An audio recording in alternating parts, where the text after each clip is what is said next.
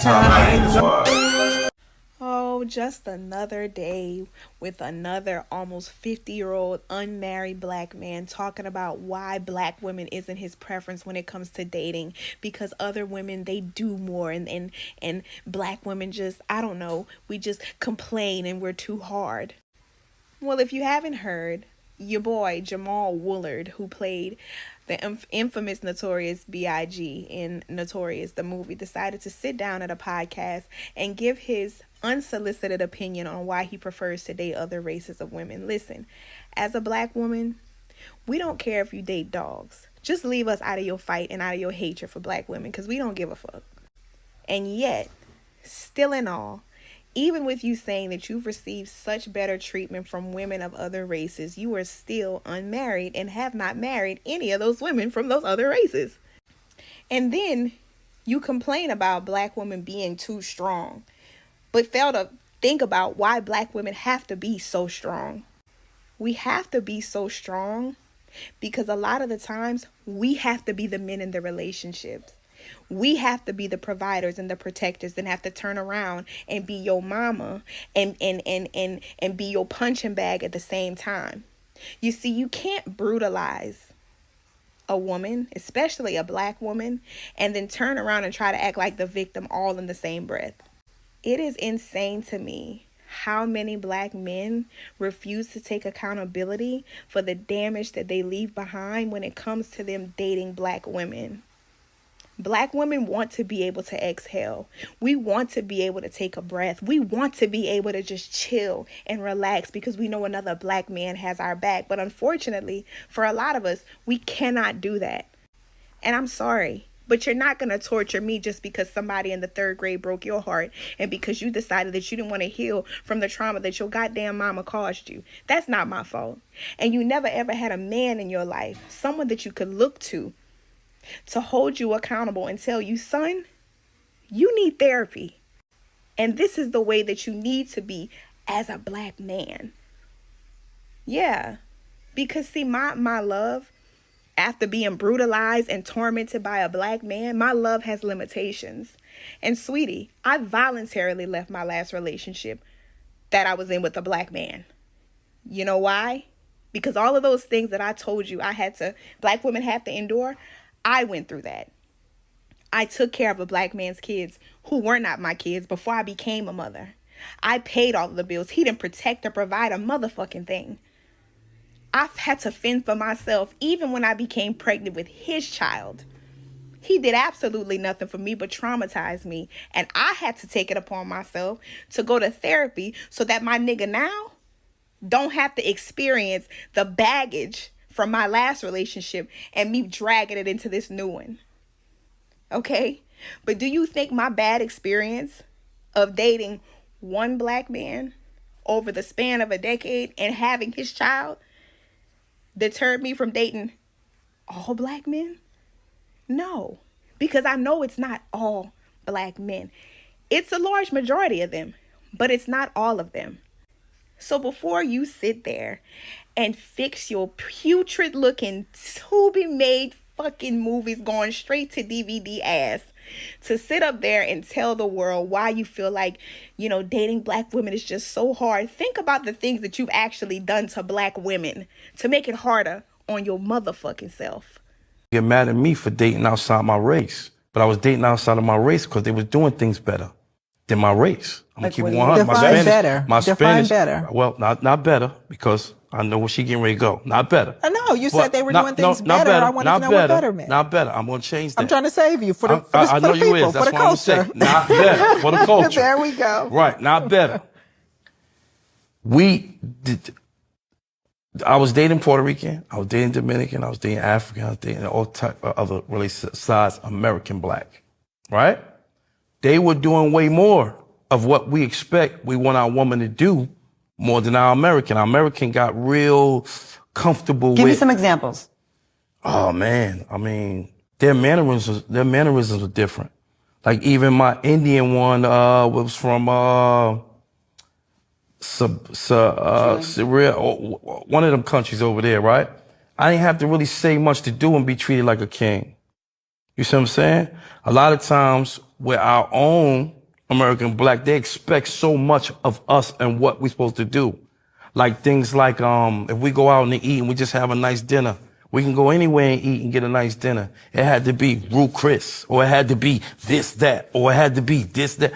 Then I get somebody that's just as fine, a Cuban or a Colombian. They don't care about nothing. They care about you and your household. Even though they still care about the money, but it's not about the money. You understand what I'm trying to say? It's a difference. Not better, but sometimes we get tired of hearing, Birkin bags, sushi. Do you think that's fair? Because I feel like there's a certain type of woman that does demand that. Right. And to me, I think it depends on the bait you're using and where you're looking. If you're going to go get a model from Instagram that got the BBL, the snatched in stomach, and has all the things that check off money hungry and surface, you're going to get that.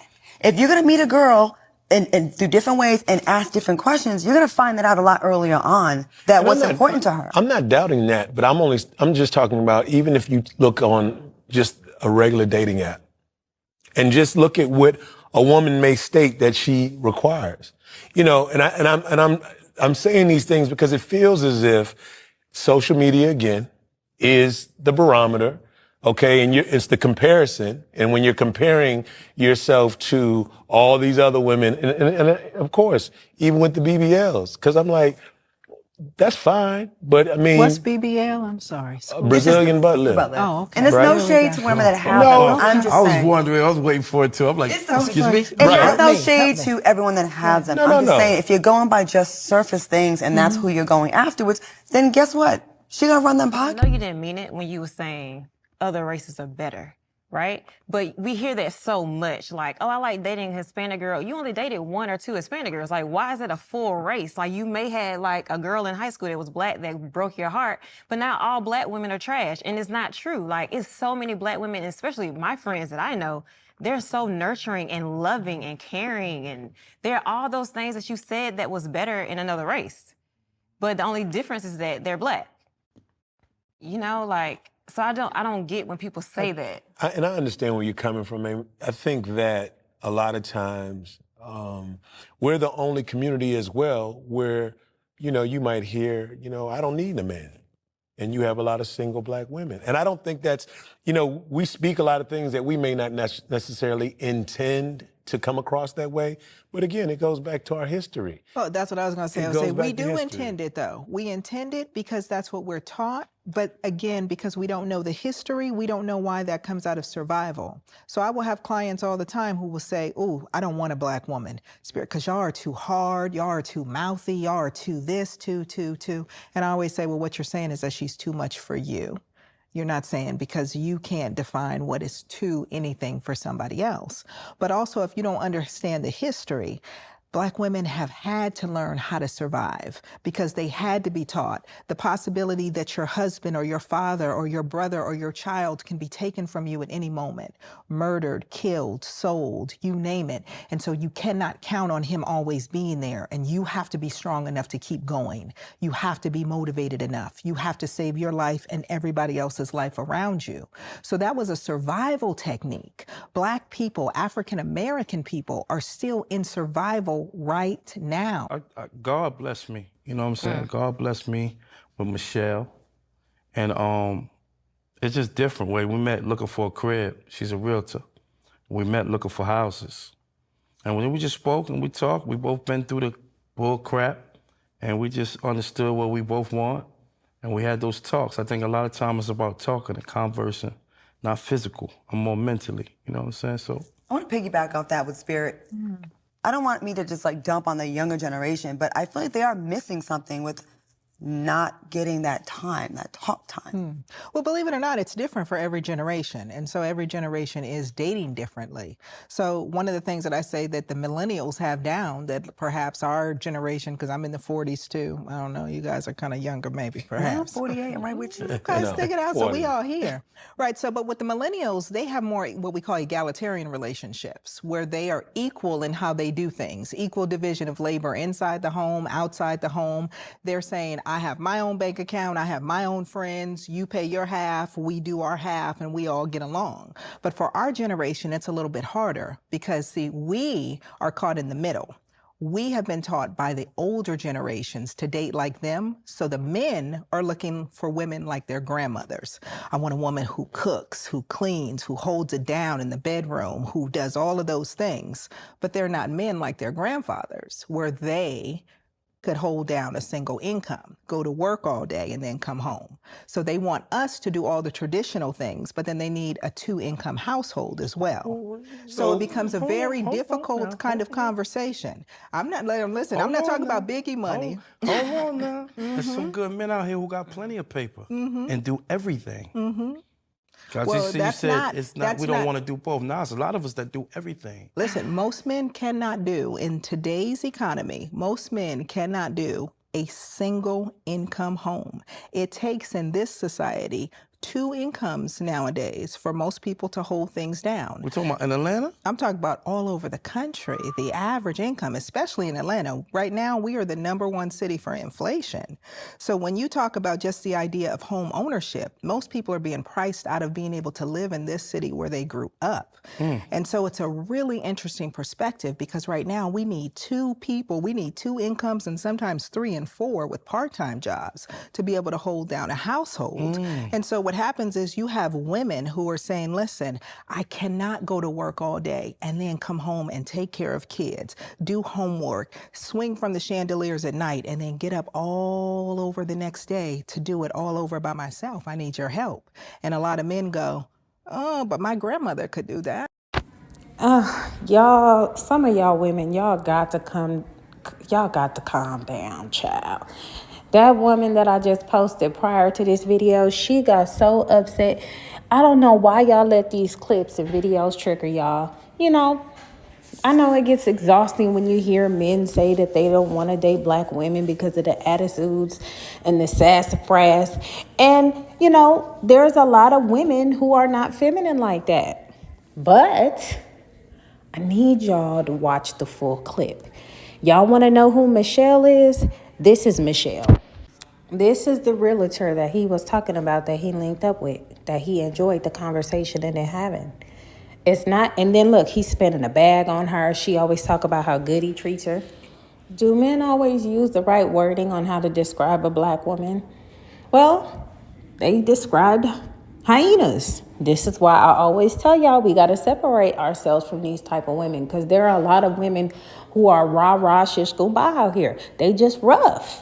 And it's just what it is. So when you have women like me, or women like Queen of Accountability, or women like I'm just a girl, and so forth and so forth and so forth, telling you that you have to be a little bit more feminine to these men to attract the right men, that's what we're talking about. Now, this is not referring to the Pookies and Ray Rays. Y'all got to be vigilant of them too, but there are men out here who will spin a bag on you and take care of you. I mean, shoot, I'm married to one. But I will tell you, a lot of men that are men be like, is she really for me, or does she want what I able to spend on her? That's really important too. So y'all look at the full clip. That is probably what his mindset was at that time, until he found a woman more older and more mature. And Michelle seemed pretty dope. Been in real estate 21 years here, doing a lot in real estate. Working on a new TV show, Notorious Flipping. Notorious Flipping? Notorious Flipping. That name is dope. It's dope. Wow. Naturally. Where you get that name from? Basically Jamaal. Say word. Look, I see him smiling. Basically Jamaal. Okay. Notorious Flipping. So we're going to talk about, because other than just doing the luxury real estate, I also do flips in Atlanta. So Jamaal has John Bean. So now we're trying to do a TV show to get everything exposed, how we do it, how we make money with that. So Notorious Flipping is the new show that we're hoping to be out in 2024. Yeah, so it's not always about him saying he wouldn't date black women or whatever he was on at that type of time. It's what he on now. And they've been married for quite some time. So, I mean, y'all can get upset with the clips and stuff, but y'all got to stop watching this stuff that's rage baiting, because it's definitely rage bait. They definitely could have put them clips a little longer so you could see the full thing of what he was saying. Did he say it incorrectly? Yes, that's why the lady was trying to help him. But if you saw the clip and it's just that clip, it was a lot of people in the comments like, don't save him. Don't save him. He going to be alone forever. He's never going to get married. And from what I'm seeing and what she's saying, they are married and they flipping houses together now and doing their own thing and continuously building. So y'all let me know what y'all think about this in the comments. I'm out here. We in a no hyena zone. Anti-hyena. It's my